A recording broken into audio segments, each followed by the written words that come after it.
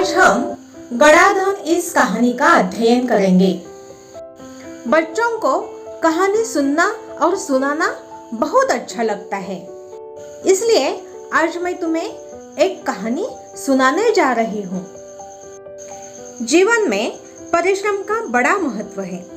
परिश्रम के बिना कुछ भी पाया नहीं जा सकता, इसलिए परिश्रम करने से कभी जी नहीं चुराना चाहिए। ऐसे ही सीख देने वाली गड़ाधन नाम की एक कहानी है। सुंदरपुर गांव में रामदीन नामक किसान रहता था। उसके 4 बेटे थे। रामदीन स्वयं तो बहुत परिश्रमी था, पर उसके चारों बेटे बड़े आलसी थे। हर समय इधर उधर बैठकर गप्पे मारा करते थे। रामदीन उसके इस अल्हड़पन से परेशान था। उसे हमेशा बेटों के भविष्य की चिंता सताया करती। वह दिन रात यही सोचा करता कि बेटे अपना पेट कैसे पालेंगे।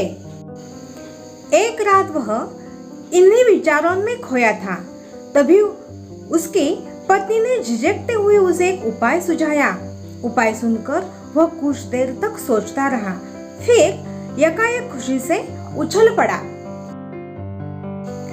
अगले सुबह रामदीन ने अपने चारों बेटों को बुलाकर कहा, मैं और तुम्हारी माँ अब बूढ़े हो गए हैं। हम दूर तीर्थ यात्रा पर जा रहे हैं। मैंने खेत में धन गाड़ कर छिपा रखा है। यदि कोई जरूरत पड़े तो उसे निकाल कर उपयोग कर लेना। गड़े हुए धन की बात सुनकर बेटे खुश हो गए और उन्होंने अपने पिताजी को खुशी खुशी तीर्थ यात्रा पर जाने के लिए कह दिया। वे मन ही मन खुश हो गए कि अब कुछ दिनों तक पिताजी का बंधन भी उन पर नहीं होगा। रामदीन के जाने के बाद कुछ दिनों तक तो सब कुछ सामान्य चलता रहा, पर उसके बाद पास का धन और घर का धान्य समाप्त होने लगा। अब चारों भाइयों को चिंता हुई। उन्हें अपने पिताजी की कही बात याद आ गई कि जरूरत पड़ने पर खेत में गड़ा धन निकाल लेना। उन्होंने रात के समय खेत की खुदाई का काम आरंभ किया।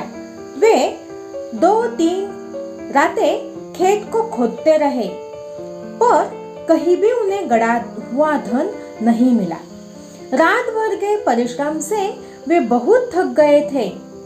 जब सुबह बहुत निराश और हताश होकर वे चारों अपने घर लौट रहे थे, तभी रामदीन के परम मित्र हरिनाथ ने पूछा, तुम सब थके हुए क्यों हो? कारण जानने के बाद हरिनाथ ने उन चारों को सलाह देते हुए कहा, तुम लोगों ने खेत तो खोद ही लिया है, अब उसमें बीज बो दो। चारों भाइयों के उदास चेहरों पर खुशी की लहर दौड़ गई। उन्होंने हरिनाथ के कहे अनुसार ही किया।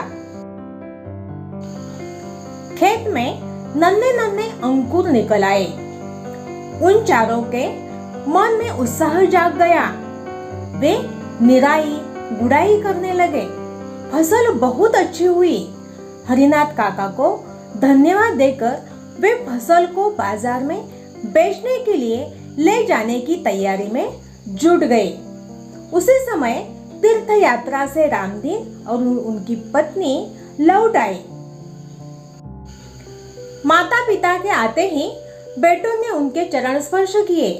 गाड़ी में लदे अनाज के बोरे देकर रामदीन ने कहा, अब तुम्हें खेत में गड़े धन का राज समझ में आ गया होगा।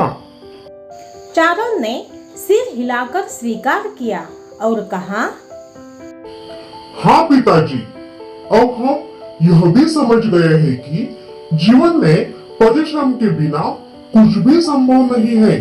परिश्रम से ही धन कमाया जा सकता है।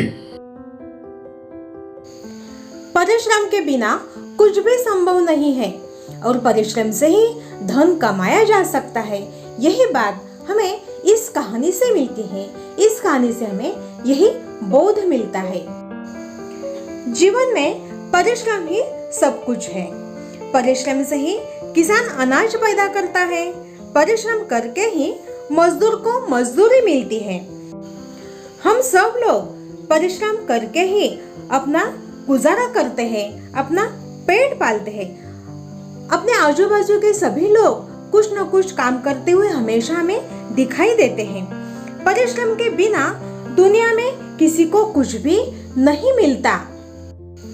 जब बच्चे अपनी पढ़ाई बहुत ही गौर से करेंगे, ध्यान से करेंगे, तभी उन्हें परीक्षा में अच्छे अंक प्राप्त होंगे। और हमें हमेशा परिश्रम करते रहना चाहिए।